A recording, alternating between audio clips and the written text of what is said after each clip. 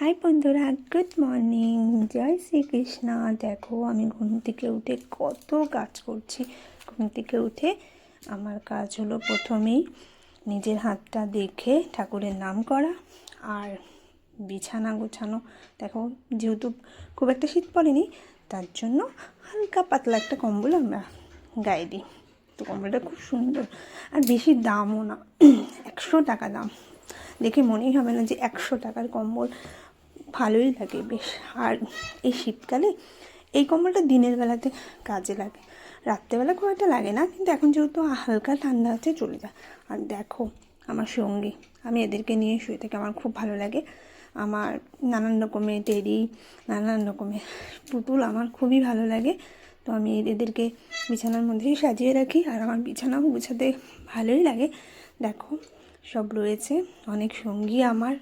তো আর বেডশিটটা কেমন লাগছে একটু কমেন্ট করে জানিও। আর এই বেডশিটটা বেশি দাম না, খুবই দাম কম। যদি তোমাদের লাগে আমার সাথে যোগাযোগ করতে পারো। কেমন লাগছে বলো আমার বিছানাটা। তারপর চলে আসলাম ছাদে, আমাদের একটা মাসিকে নিয়ে আমরা দুজনে বসে একটু চা খেলাম, একটু বসে গল্প করলাম। তারপর চলে আসলাম আমার কাছে। দেখো দোকানে চলে এসেছি। দোকানে এসে আমার প্রথমেই কাজ হলো সকালে আর্ধেক রান্না করে নিই, তারপর বাকিটা পরে গিয়ে করি। তো এসে গজা প্যাকেট করা। তো দেখো এখানে আমি গজা প্যাকেট করছি, 12টা করে গজা আমি প্যাকেট করছি। আর এটা আমার রোজ ডিউটি। তারপরে আবার বাড়ি গিয়ে আবার রান্না করব। আর আমি দোকান থেকে বাড়ি যাওয়ার পর কী কী করছি সেই ভিডিও পরে দেব।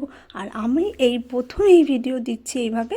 তো তোমরা কমেন্ট করে জানিও কেমন লাগছে আমার ভিডিও। যদি তোমরা বলো তো আমি এরকমভাবেই ভিডিও করব, কারণ আমার নাচ গানের ভিডিও দেখছি সেরকম কেউ দেখছে না, সেই জন্য ভাবছি আজকে একটু অন্যরকম ভিডিও করি।